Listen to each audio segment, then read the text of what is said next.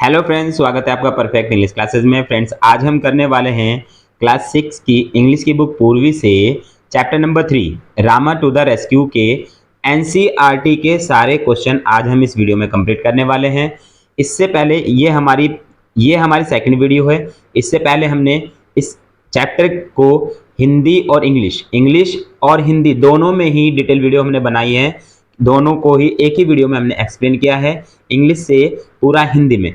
तो यदि आपको उसका लिंक चाहिए तो हमारे डिस्क्रिप्शन बॉक्स में मिल जाएगा, और आप हमारे चैनल पर जाकर और भी बहुत ज़्यादा वीडियोस हमारे चैनल पर मौजूद हैं, जिसमें आप इंग्लिश अगर सीखना चाहते हैं तो वहाँ पर भी आप विजिट कर सकते हैं। हमारा जो चैनल है वो है परफेक्ट इंग्लिश क्लासेस। आप वहाँ पर जाकर विजिट कर सकते हैं, नहीं तो हमारे डिस्क्रिप्शन बॉक्स में जाके आप लिंक पर क्लिक कीजिए, आप डायरेक्ट हमारे चैनल पर जा सकते हैं।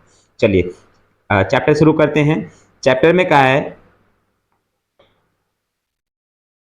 सबसे पहले क्वेश्चन में कहा है लेट अस डिस्कस करना है। आई वर्क फर्स्ट वाले में वर्क इन पेयर, हमने क्या करना है, work in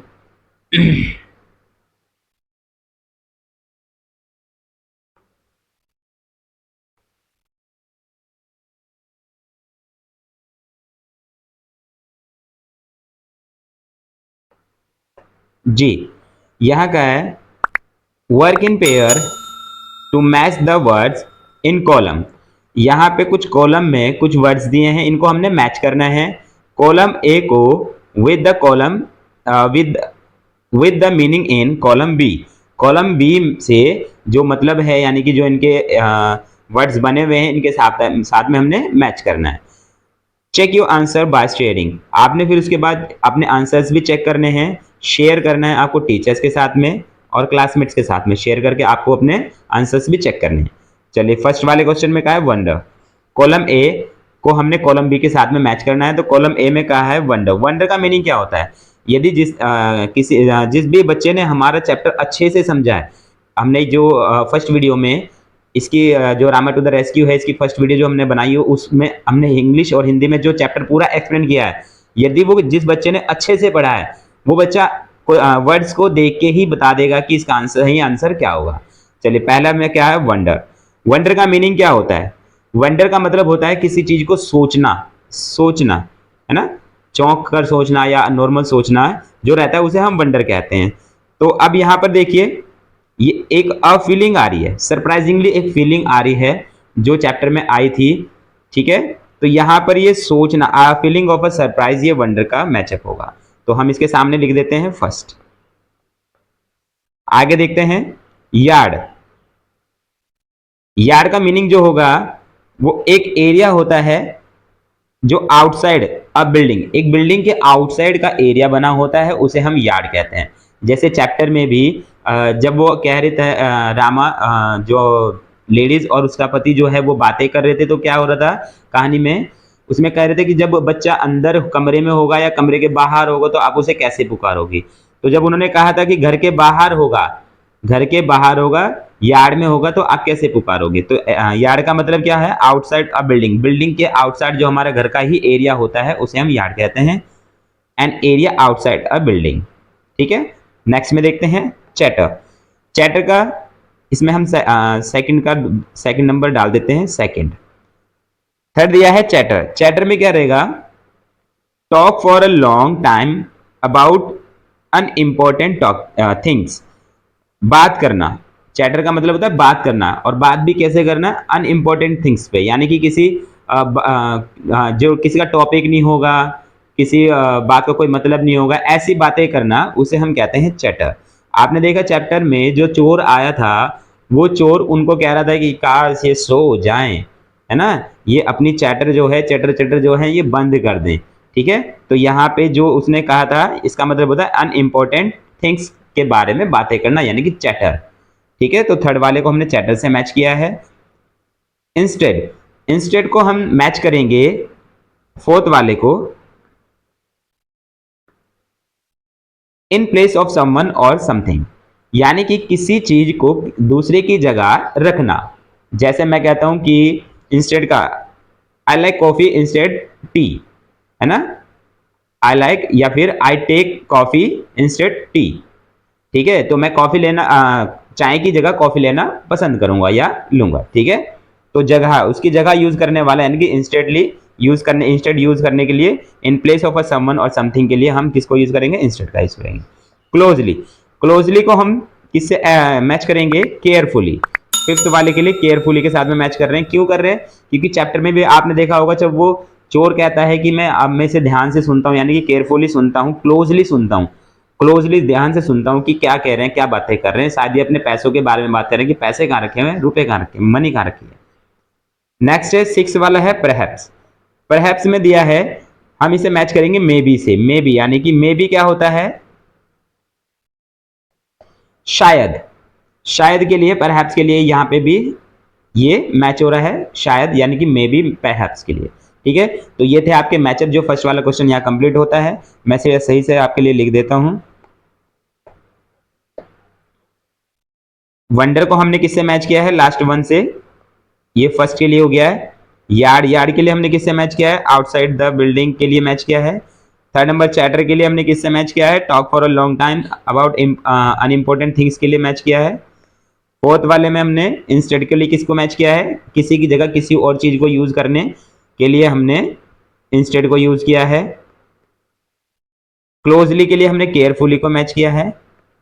and last one perhaps के लिए हमने मे बी को यूज किया है, मे बी, ठीक है। ये सब चैप्टर से ही संबंधित क्वेश्चन आंसर्स हैं। एनसीईआरटी ने चैप्टर से संबंधित क्वेश्चन आंसर आपसे पूछे हैं, जिनका हम डिटेल वीडियो आज बना रहे हैं। ये आपको ध्यान से देखना है, जिससे आपको आपके आने वाले एग्जाम में कोई दिक्कत ना हो।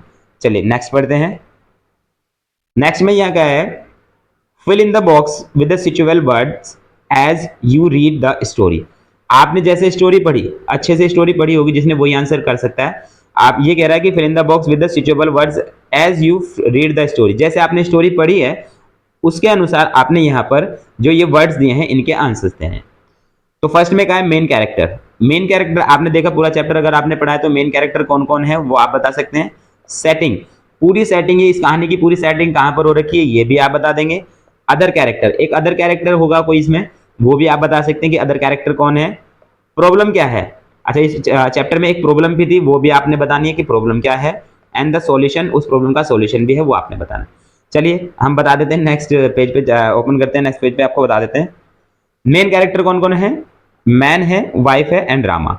ये मैन कैरेक्टर है, क्योंकि रामा जो है वो इस कैरेक्टर के हीरो हैं, जो कि Rama to the rescue, Rama जो है रेस्क्यू करते हैं। किनको रेस्क्यू करते हैं, मैन एंड वाइफ को। जो मैन है और वाइफ है इन दोनों को वो रेस्क्यू करते हैं। सेकंड में सेटिंग, ये पूरी की पूरी कहानी जो है कहाँ पे सेट हुई है, इन अ विलेज, एक विलेज में सेट हो रखी है, ठीक है। अदर कैरेक्टर, एक अदर कैरेक्टर भी है थीफ, अदर कैरेक्टर भी है थीफ, जो चोरी करने आता है, वो अदर कैरेक्टर में है।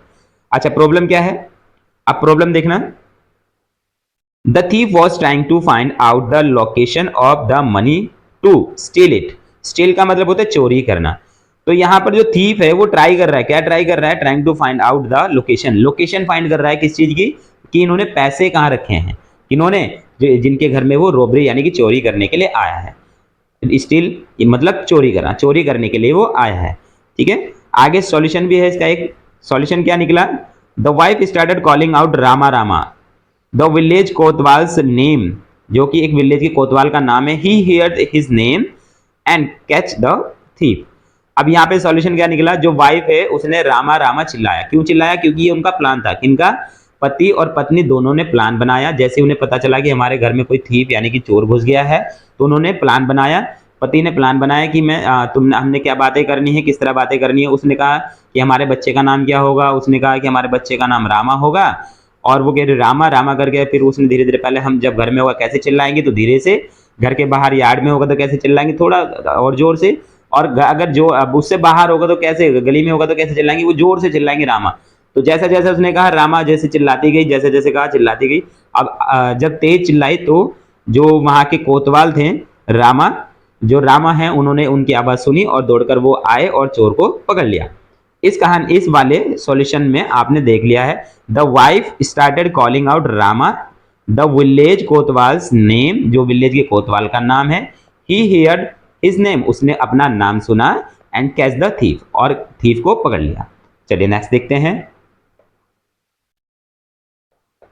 नेक्स्ट में यहां दिया है, first read the following lines and then answer the question that follow.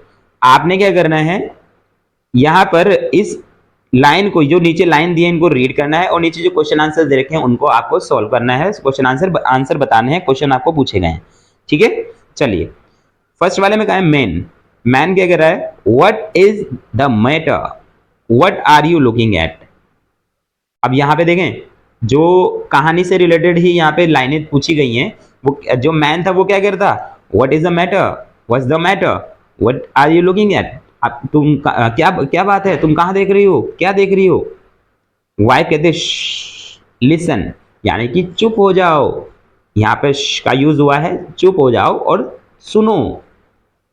Man, somebody is trying to get in। अब मैन कहता है कि कोई हमारे घर में घुसने की कोशिश कर रहा है। Wife, I think he has got in, हमें लगता है, मुझे लगता है कि वो अंदर आ गया है। द नॉइज हैज स्टॉप, क्योंकि आवाज आनी बंद हो गई है। अब जब देखते हैं ना घर में कोई धीरे धीरे आता है, यदि वो कहीं रुक जाता है तो हमें लगता है कि तो वो अंदर आ गया होगा, है ना। जब उसके पैरों की आवाज आनी बंद हो जाती है तो ऑलरेडी वो अंदर आ चुका होता है। चलिए आगे देखते हैं।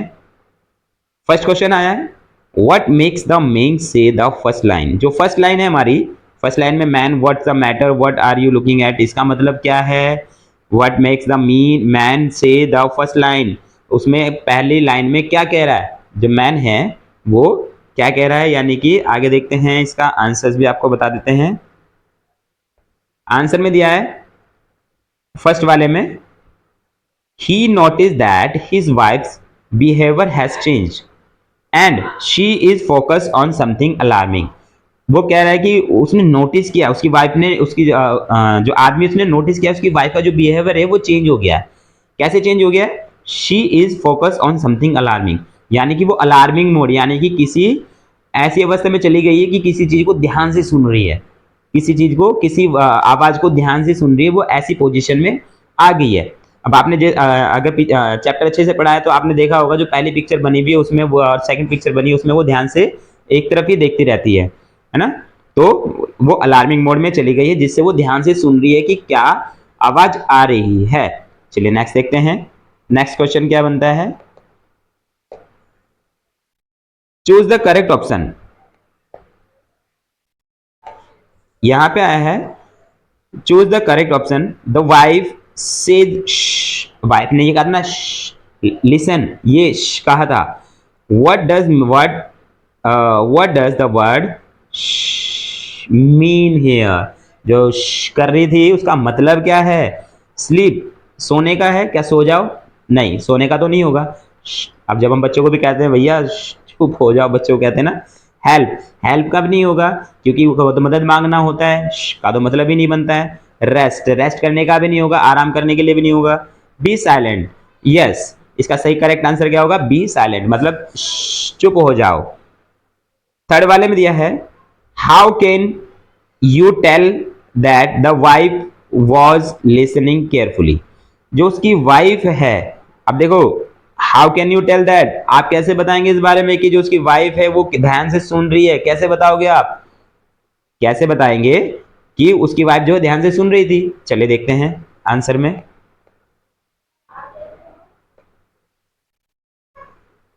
आंसर में how can you tell that the wife was listening carefully, answer में है the wife's concern about the incident proves the fact that she was listening carefully. Concern, वो चिंता कर रही है किसी चीज की, किस चीज की चिंता कर रही है, अबाउट द इंसिडेंट, जो इंसिडेंट वहां पर हो रहा है। कौन सा इंसिडेंट हो रहा है, वो किसी की आवाज सुन रही है। इससे प्रूव होता है कि जो वो फैक्ट है दैट शी शो, कि वो जो दिख रहा है उसे लिसनिंग केयरफुली, उसको वो ध्यान से सुन रही है।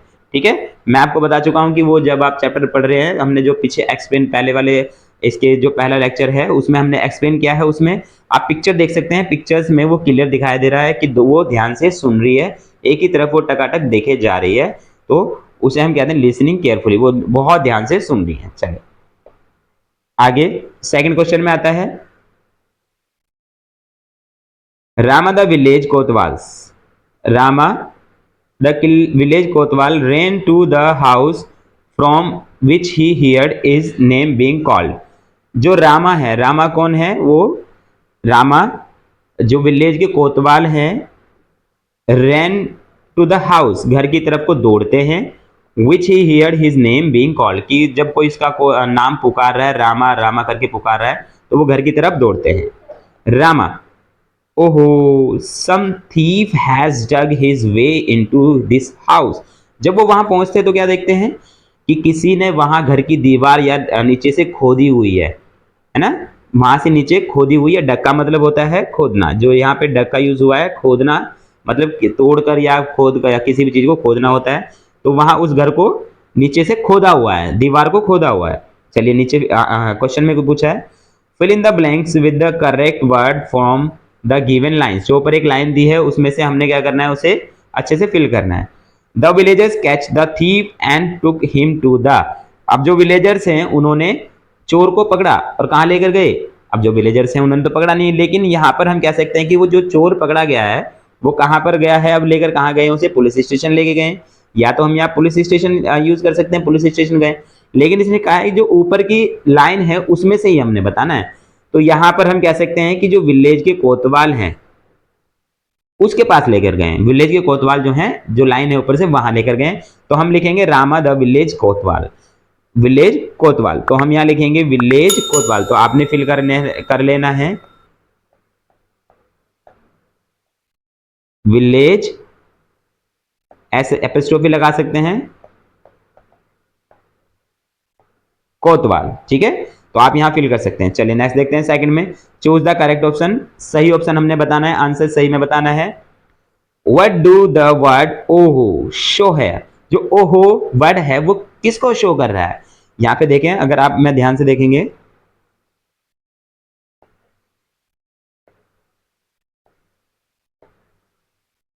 यहां पे दिया है ये लाइन जो है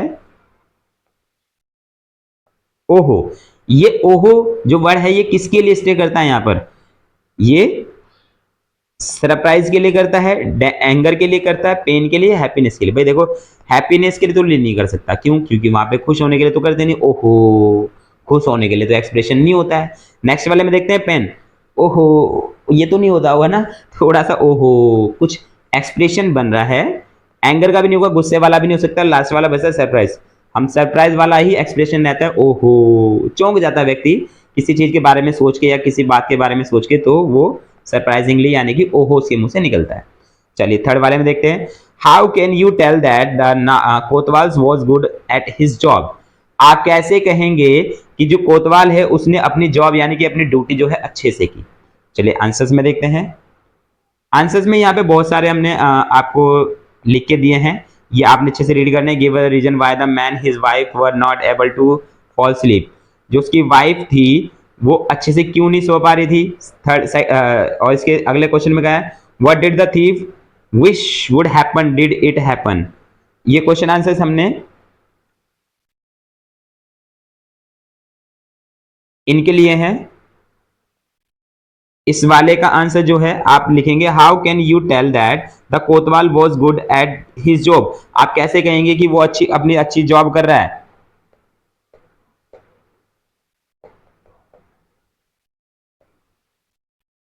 चलिए आपने लिखना है,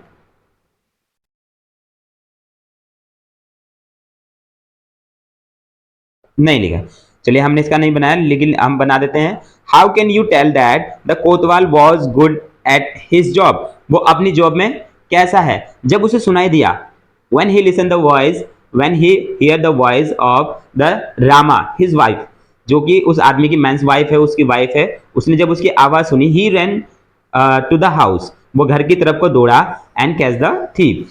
ठीक है, and catch the thief, he run fast, है ना, ही रन फास्ट, वो तेज दौड़ा, है ना, और वो वहां जाकर उसने कैच द थीफ, थीफ को पकड़ लिया। तो इसी से हमें पता चलता है कि वो एक अच्छा क्या है, एक अच्छा, उसने अपनी अच्छी ड्यूटी जो अच्छे से की, ये हमें पता चलता है। चलिए नेक्स्ट क्वेश्चन देखते हैं, give one reason why the man and his wife were not able to fall sleep. अब वो अच्छे से क्यों नहीं सो पा रही थी? चलिए देखते हैं नेक्स्ट जो क्वेश्चन आंसर है इसका, आंसर में दिया give the reason why the man and his wife were not able to fall sleep. जो उसकी वाइफ है वो अच्छे से क्यों नहीं सो पा रही थी? The strange sound coming from their home, उनके घर में जो है एक स्ट्रेंज सी आवाज, बहुत आवाज आ रही थी जो उन्होंने पहले अपने घर में नहीं सुनी थी। So that the man and his wife were not able to fall sleep, जो उसे नहीं, जो आवाज आ रही थी वो उन्हें सोने नहीं दे रही थी, इसलिए वो नहीं सो रहे थे। क्योंकि जब भी आपके घर में कोई अजीब सी आवाज आती है तो आपको नींद नहीं आएगी, पूरी रात ही नींद भाग जाएगी भाई, है ना। तो इसका आंसर ये बनता है। थर्ड वाले में कहा है what did the thief wish would happen, what did the thief wish would happen, did it happen. अब उस जो थीफ है उसकी क्या ख्वाहिश थी, क्या इच्छा थी, और क्या वो पूरी हुई। Did he happen, did it happen, क्या हुई वो। चलिए देखते हैं। Thief wish that they talk about their money, उसकी इच्छा थी कि काश ये पैसे के बारे में बातें करें और मुझे पैसों के बारे में पता चल जाए। और दे फॉल स्लीप, और वो सो जाएं जिससे वो चोरी करके निकल जाए। No it did not happen, ऐसा हुआ ही नहीं। क्यों? क्योंकि वहां पे रामा आ गया, उन्होंने अपना प्लान के हिसाब से रामा रामा चिल्लाया और रामा वहां आ गया और वो रामा जो है उसे पकड़कर ले गया। Question number 4, how did the man and his wife get help from the कोतवाल। अब देखें, how did the man and his wife get the help, उन्हें जो कोतवाल है उससे कैसे मदद मिली। चलिए देखते हैं। The man and his wife got help from the kotwal Rama because he heard his name, उसने अपना नाम सुना। Being called when the thief was breaking in, अब उसने देखा कि जैसे ही वो अपने उनके कमरे में घुस गया है, उनके घर में घुस गया है।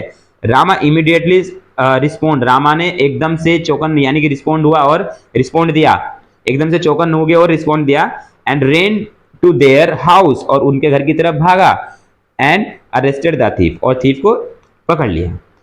ठीक है, ये इसका आंसर होगा। और यही आंसर जो है वो पीछे जो हमारा क्वेश्चन छूटा था उसका आंसर भी यही रहेगा, तो आपने उसको भी यहीं से लिखना है। यहां से he heard his name being called when the thief was breaking in, Rama immediately respond ran to there house and arrested the thief, और थीफ को उन्होंने अरेस्ट कर लिया।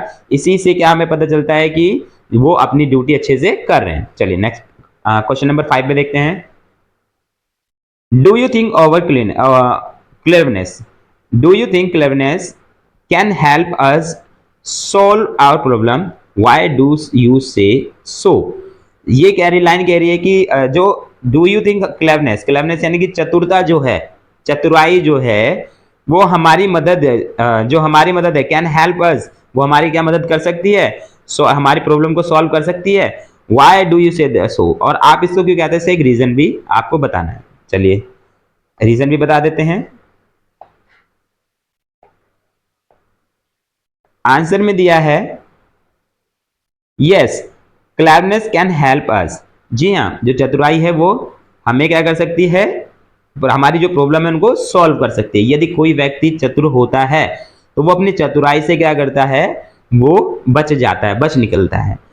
इन द स्टोरी, इस स्टोरी में the husband, the wife and the Rama alertness and quick thinking solve the problem, जो उनकी चतुराई है, एकदम से अलर्टनेस है, सावधानी एकदम से वो बरतते हैं, उससे क्या हुआ, उनकी जो प्रॉब्लम है वो सॉल्व हो गई, है ना। देखिए क्या क्या हुआ, उसकी जो पत्नी थी उसने वो ध्यान से सुना, पति ने क्या किया, प्लान बनाया, और जो हमारे रामा है जो मेन कैरेक्टर हैं इस कहानी के, वो उन्होंने अपनी आवाज़ सुनी और दौड़कर आए और चोर को पकड़ लिया। ठीक है, तो उनके अलर्टनेस ने वो चोरी होने से बचा ली। आगे देखिए, of the thief breaking into the house, जो कि जिस उस घर में जो चोर था वो दीवार तोड़कर या नीचे खोदकर घुस गया था। क्लेवरनेस इन्वॉल्व्स बीइंग रिसोर्सफुल, जो क्लेवरनेस होती है वो इन्वॉल्व होती है किसमें, रिसोर्सफुल होनी चाहिए। क्या होनी चाहिए, रिसोर्सफुल होनी चाहिए। हमारे पास कोई ना कोई ऐसा आइडिया होना चाहिए, रिसोर्स होना चाहिए जिससे हम किसी भी मुसीबत से बच सकते हो। ऐसी ऑब्जर्वेंट, अब देखो हमारा जो कारण है यहाँ से शुरू होता है, observant the making wise decisions, हमें अपने डिसीजंस जो हैं ऑब्जर्व में एकदम से ऑब्जर्व करने चाहिए, डिसीजन लेने चाहिए। विच आर ऑफन नेसेसरी, जो कि बहुत जरूरी है, टू ओवरकम चैलेंज इफेक्टिवली, जो चैलेंजिंग जो चैलेंज आते हैं वो हमारे जरूरी जो ओवरकम हमारे बनते एकदम से बाहर आने चाहिए, बाहर होने चाहिए एकदम से, जिससे हम उन चैलेंज के साथ में उसकी प्रॉब्लम के साथ में लड़ सकें। ठीक है, तो ये आंसर बनता है, इसको आपने ध्यान से पढ़ना है। नेक्स्ट में चलते हैं। नेक्स्ट आपका आ जाता है, नेक्स्ट क्वेश्चन जो है यहाँ पे, study the highlighted word in the following lines. यहाँ पे कुछ नीचे लाइन दे रखी हैं, आपने इनको क्या करना है, अच्छे से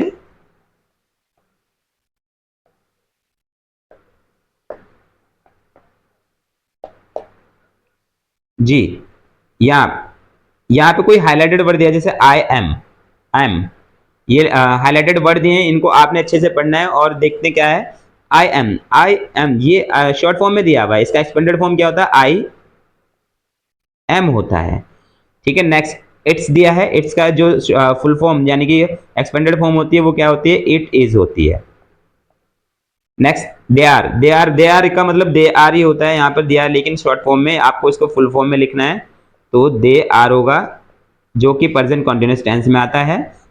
ठीक है, ये सारे के सारे प्रेजेंट कॉन्टिन्यूअस टेंस में है। आई इज एम आर जो है, ये भी हमने अच्छे से एक्सप्लेन कर रखे हैं, हमारी वीडियोस हमारे चैनल पे डली हुई हैं, आप उन्हें जाके देख सकते हैं और टेंसेस जो है वो आसानी से पढ़ सकते हैं। चलिए यहाँ पे अब आंसर क्वेश्चन आता है, the highlighted word given in the above sentence have one letter. उन एक लेटर यहाँ पे दिया हुआ है, एक वर्ड यहाँ पे आई जैसे दिया हुआ है, एक लेटर दिया हुआ है, एक लेटर यहाँ पे मिसिंग है, सॉरी, एक वन लेटर इन ईच, एक लेटर इनमें मिसिंग है। What are they, share them with your teacher and classmate, आपने वो अपने टीचर और क्लासमेट के साथ में शेयर करने हैं।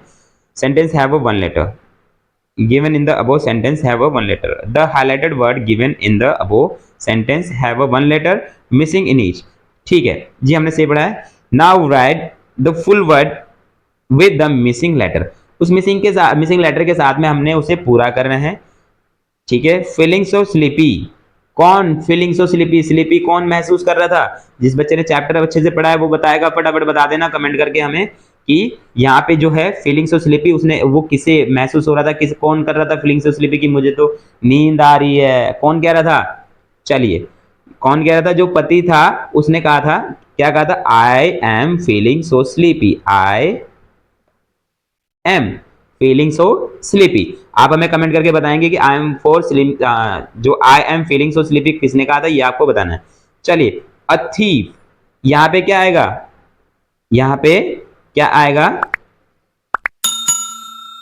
दे आर आएगा क्या, या इट्स आएगा, yes it is a thief, क्या आएगा, it is a thief, it is a thief.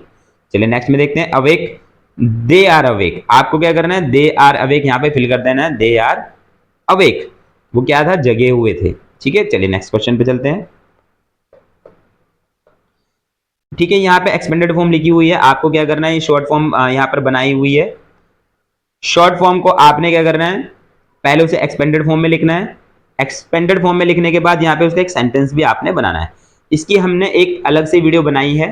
ठीक है, नेक्स्ट जो वीडियो होगी वो हम आपके पास अपलोड कर देंगे। इस पूरे ही जो शॉर्ट फॉर्म होती है इनको फुल फॉर्म में चेंज कैसे करते हैं, इसकी एक हमने शॉर्ट वीडियो बनाई हुई है, आप उसे आसानी से देख सकते हैं। नेक्स्ट वीडियो जो है वो ही हम अपलोड करने वाले हैं, उस वीडियो को आप देख लेना और इन सभी शॉर्ट फॉर्म को फिल कर लेना और इनके सेंटेंस भी आप आसानी से बना सकते हैं। चलिए मैं यहाँ पर भी बता देता हूँ, जैसे वॉट दिया है, वॉट इज होता है, आई दिया है, आई विल होता है, आई दिया आई वुड होता है, विल दिया है, वी विल होता है, दैट्स दिया है, दैट इज होता है, वी आर दिया है, वी आर होता है, डोंट दिया है, डू नॉट होता है, यूल दिया है, यू विल होता है, एंड मस्ट हैव दिया है, ये आगे लिखा हुआ भी है, मस्ट हैव होता है।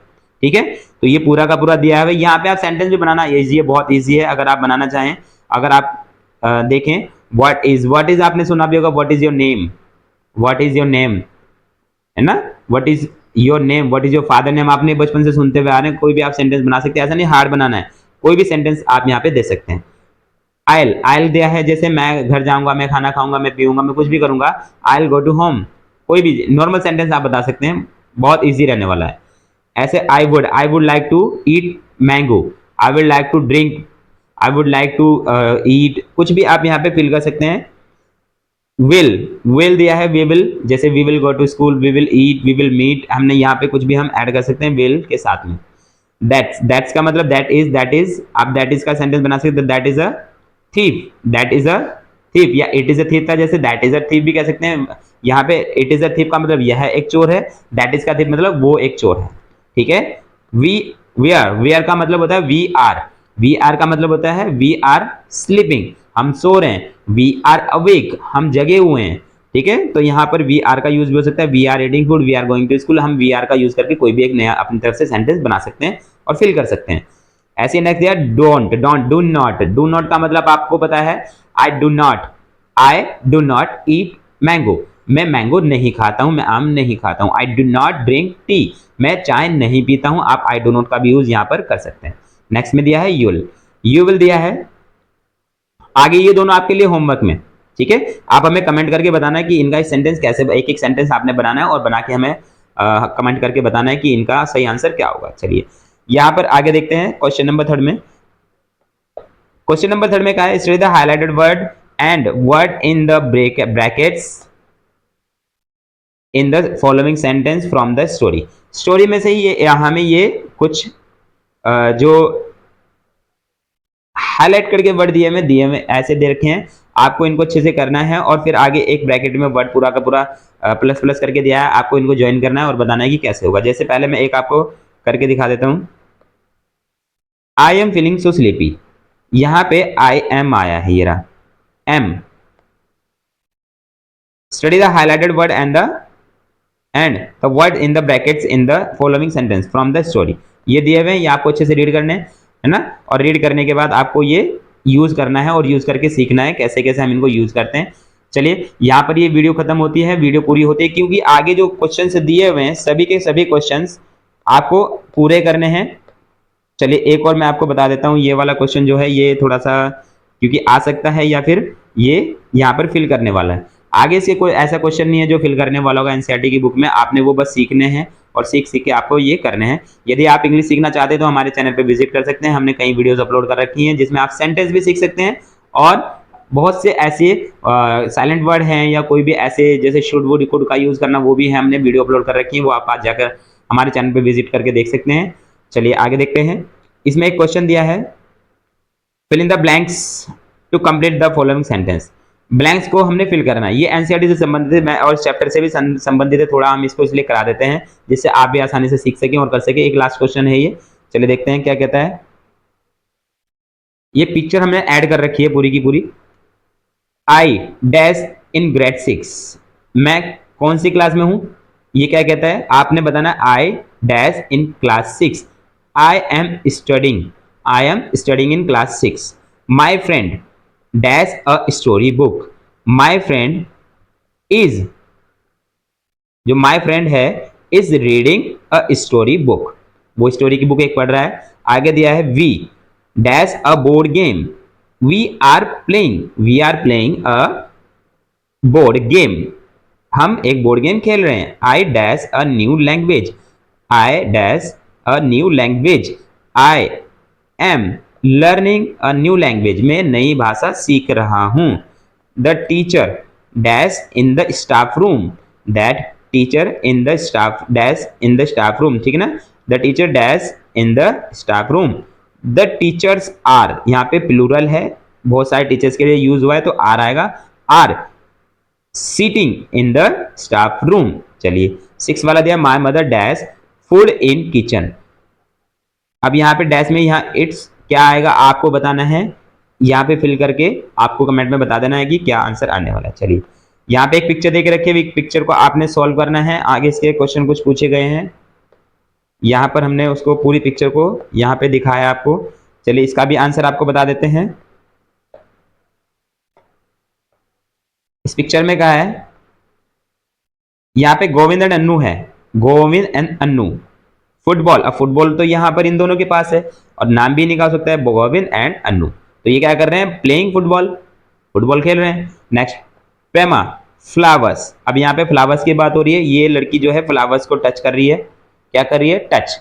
तो क्या कहेंगे, टच, टच कह सकते हैं। एंड इज लगा के प्रेमा इज टचिंग द फ्लावर्स, ये भी कह सकते हैं, ठीक है। ऐसे ही गोविंद एंड अन्नू आर भी लिख सकते हैं, आर प्लेइंग फुटबॉल, ठीक है, आर प्लेइंग फुटबॉल। ऐसे ही अनिल, अनिल कौन है, द स्कोर कार्ड, ये रहा, ये क्या कर रहा है, स्कोर कार्ड दिखा रहा है, showing, Anil is showing the score card. चलिए फोर्थ वाले में दिया है द मदर अ बुक, ये यहाँ पे मदर है, the mother is reading reading a book. चलिए नेक्स्ट देखते हैं, the dog dash to catch the ball. यहाँ पे डॉग जो है वो क्या कर रहा है, भाग रहा है, is running to catch the ball. Next है 6 वाले में, the bird dash in the sky. जो बर्ड है वो क्या कर रही हैं, फ्लाइंग कर रही हैं, उड़ रही हैं। The birds are flying in the sky. चलिए ये क्वेश्चंस आंसर जो हमने आपको बता दिया एनसीईआरटी के, जो एनसीईआरटी के क्वेश्चन आंसर है वो यहाँ पूरे होते हैं।